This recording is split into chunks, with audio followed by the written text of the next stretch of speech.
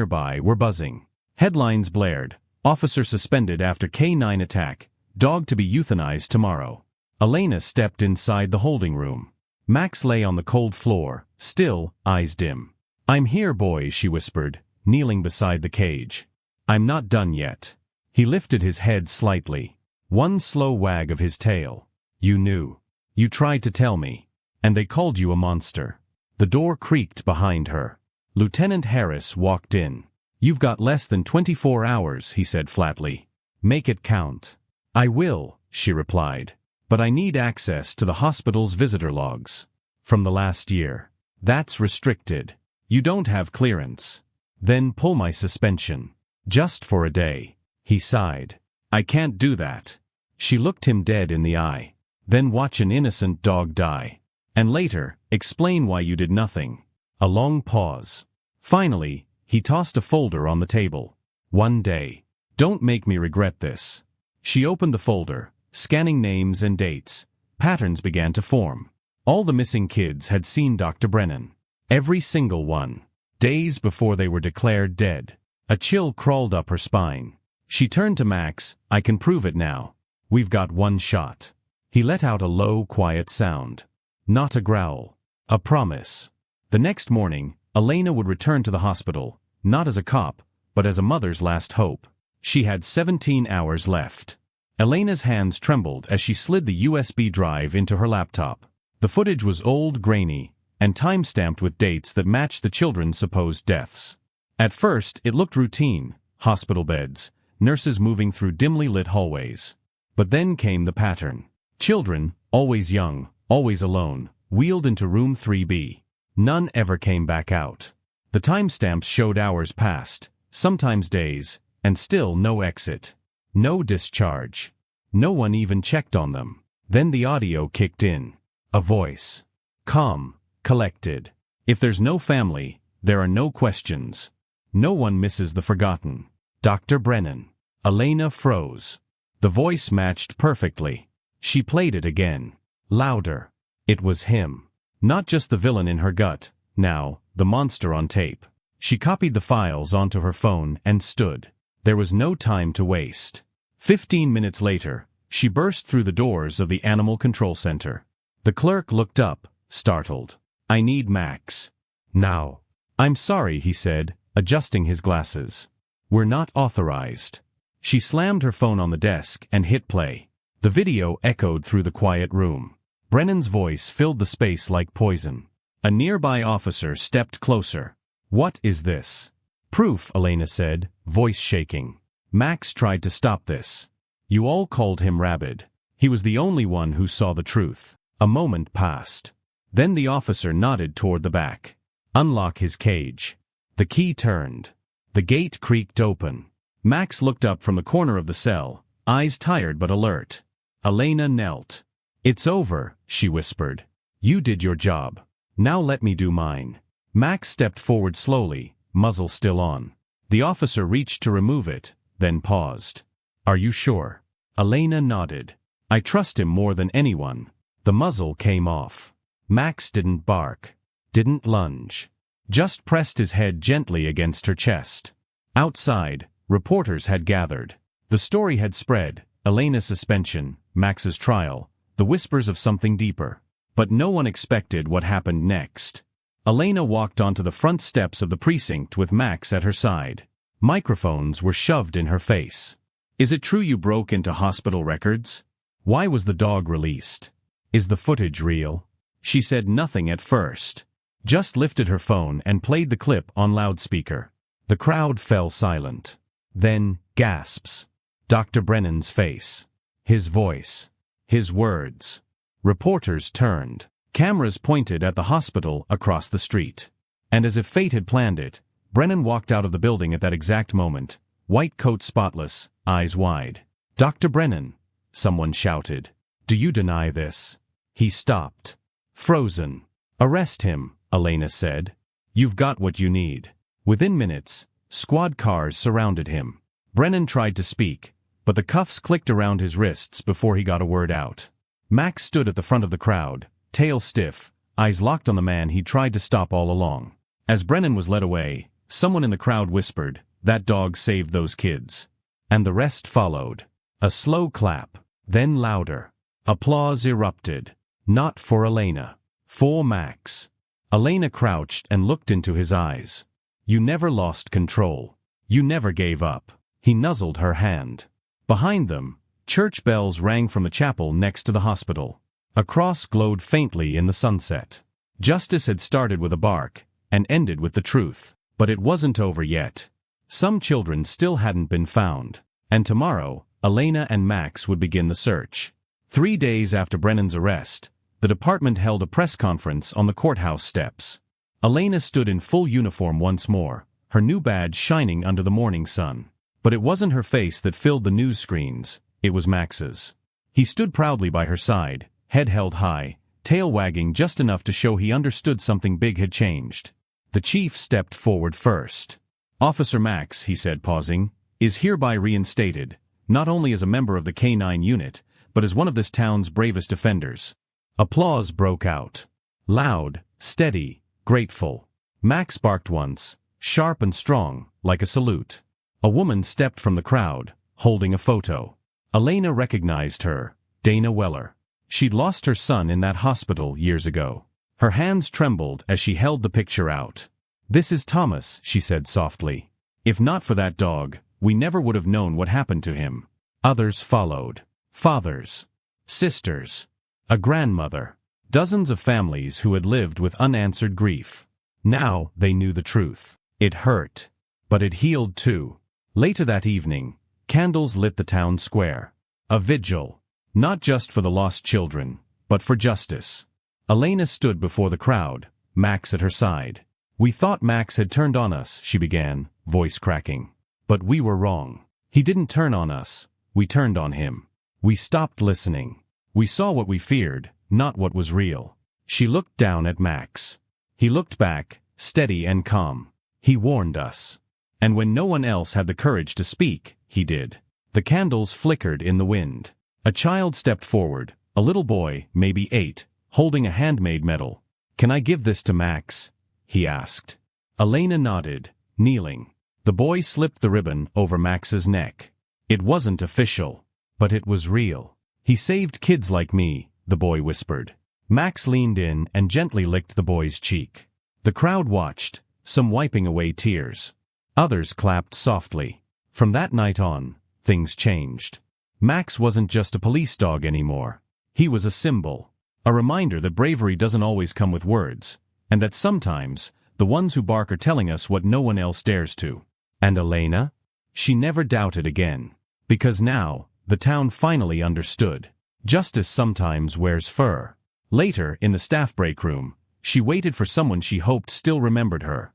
Martha Hayes, retired nurse, 65 years old, who used to bring Max treats during night shifts. Elena had texted her an hour ago, just one line, "I need the truth." The door creaked open. Martha stepped inside, eyes darting. 5 minutes, she said. "That's all I can give." Elena nodded. "Did you hear what happened with Max?" Martha gave a sad smile. "I saw the news. But I don't believe it. That dog has more sense than half this building." "I think he smelled something," Elena said. "Something about Brennan." Martha's face darkened. "You didn't hear it from me," she whispered, glancing at the security camera, "but kids go missing here. Always after hours. Records vanish. Shift logs erased. It started small, one here, one there.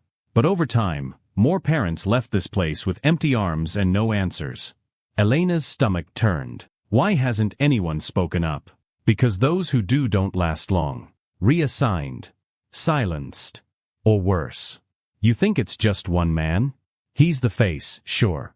But there's more. She slipped a folded paper into Elena's hand. "Room 3B. Supply closet. Behind the shelf. That's where I first found something. Off. Go alone." Then she was gone. Elena opened the note in the stairwell. It was a list. 3 names. Dates. Ages. All children. The next 30 minutes crawled. Elena waited until the hallway was clear, then moved fast. Room 3B was labeled storage only. She picked the lock, old skills die hard, and slipped inside. Dust coated everything. Shelves full of expired gloves and broken monitors. She moved the shelf like Martha said. Behind it was a panel. Loose. She pulled. And there it was, a gap in the wall. Inside, a small wooden box. Locked. She shoved it into her bag and left fast, ducking into the restroom when she heard footsteps. Her phone buzzed again. Unknown number. Stop digging. This isn't your fight. Her hands trembled. Someone knew. She stepped out into the empty corridor, nerves shot. But her mind was racing. Max hadn't lost control. He had been trying to stop something, to alert her. That attack wasn't rage. It was justice. Back in her car, she stared at the wooden box. "I'm sorry, Max," she whispered. "You were right." As she drove off, she didn't notice the security camera above room 3B blink twice, then go black. She was in deep now. Too deep to turn back. Tomorrow, she'd break open the box. And pray the truth inside wouldn't destroy them both. The lock clicked open with a soft snap. Elena slid the panel back and stepped through the narrow stairwell door. Max's scent trail, preserved from her earlier scan of hospital security logs, had stopped here. She trusted it. Trusted him. Whatever he'd sensed before lunging at Brennan, it had started in this very place. The air grew colder as she descended. The flickering light above the door buzzed, casting shadows on cracked concrete walls. At the bottom, a rusted sign hung crooked on the door, "Authorized personnel only, basement repairs in progress." But there was no sound of work. No tools. No workers. Only silence. Elena picked the lock and pushed the door open slowly. The hinges groaned.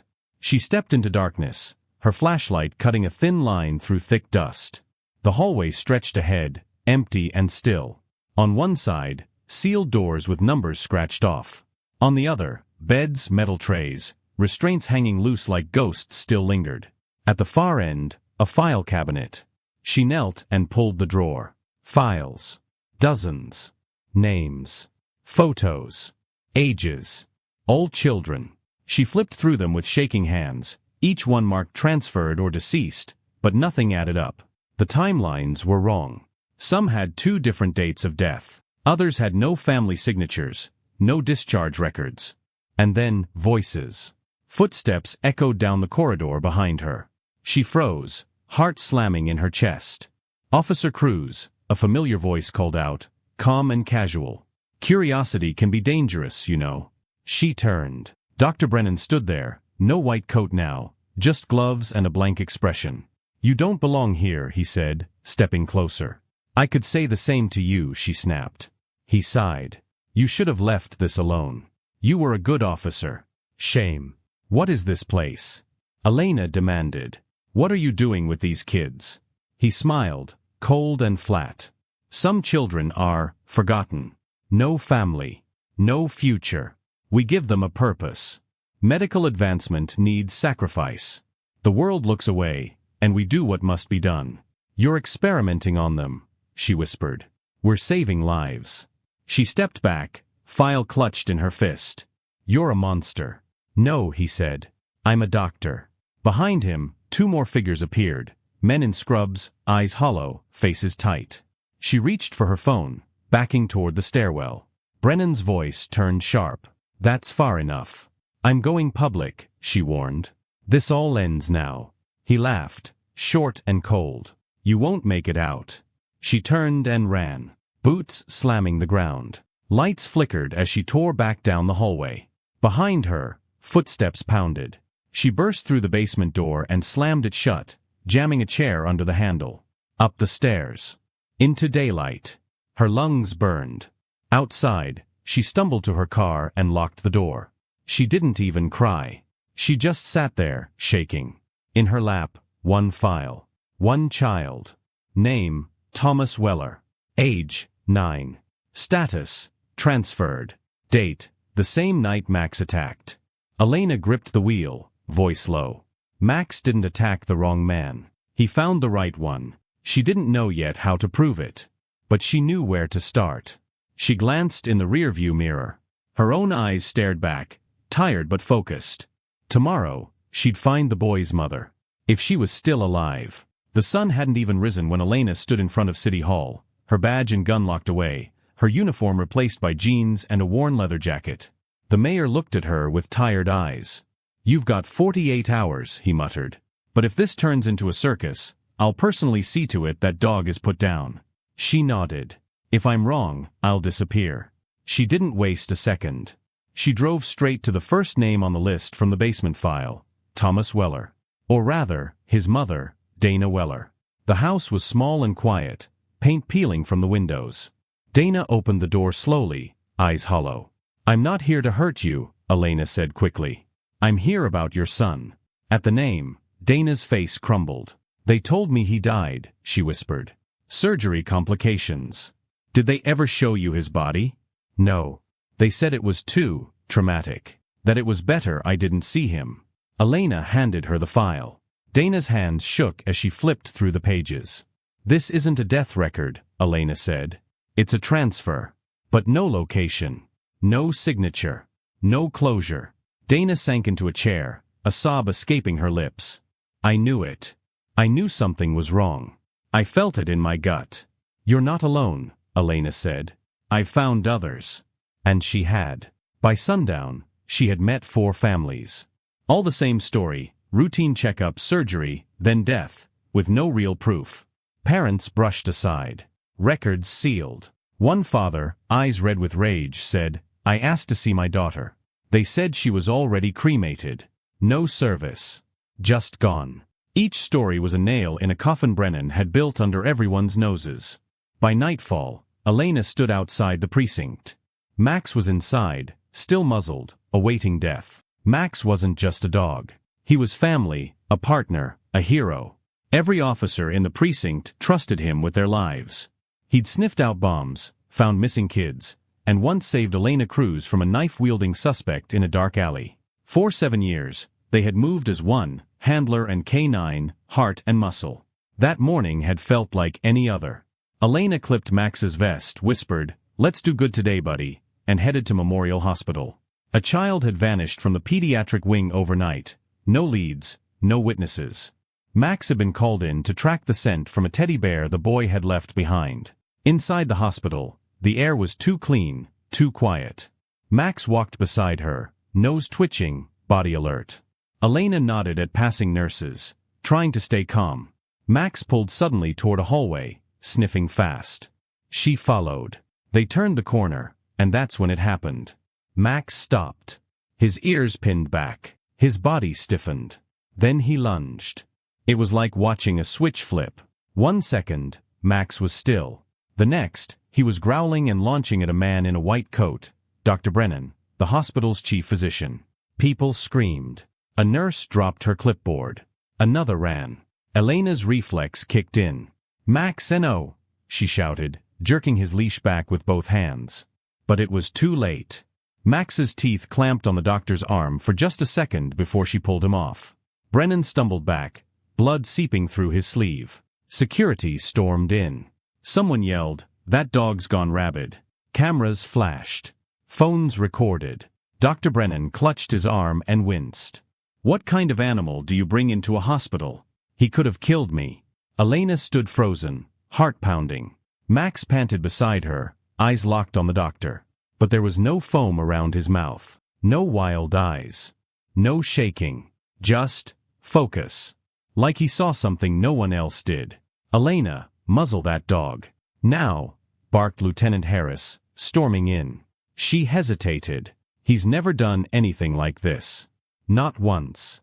"Do it," Harris shouted, "before someone sues us into the ground." She slowly reached for the muzzle, her hands shaking. Max didn't resist. He let her strap it on, even as he stared at the doctor like he was still on a mission. And that terrified her more than if he'd gone mad. Back at the patrol car, Max sat quietly in the back seat. Elena closed the door and leaned on the roof, trying to breathe. Her phone buzzed. It was her captain. "Effective immediately, Max is suspended from field duty," the voice said. "Animal control will pick him up by noon." "What? No. He's not dangerous," she cried. "You know Max. He wouldn't bite unless there's a reason." "I'm sorry, Cruz. The city's panicking. Press is already on this." She stared at Max through the glass. He looked calm, even sad. Not rabid. Not wild. Just misunderstood. "I don't get it," she whispered to him. "Why him? Why now?" Then she remembered the way the doctor had flinched before Max lunged. Not like he was shocked. Like he was caught. And Max? Max had smelled something. He always did. That was his gift. "Maybe you weren't attacking," she whispered. "Maybe you were warning us." But now, no one believed him. And time was running out. Elena took one last look at her partner and made a silent promise. "I'll find the truth. Whatever it takes." She just didn't know then how deep it would go, or what Max had really uncovered. They came for Max before noon. 2 men from animal control arrived with a steel cage and blank expressions. Elena tried to stay calm, but her hands wouldn't stop shaking. "He's not a monster," she said as they clipped the leash and tightened the muzzle. "Please, don't treat him like this." Max didn't resist.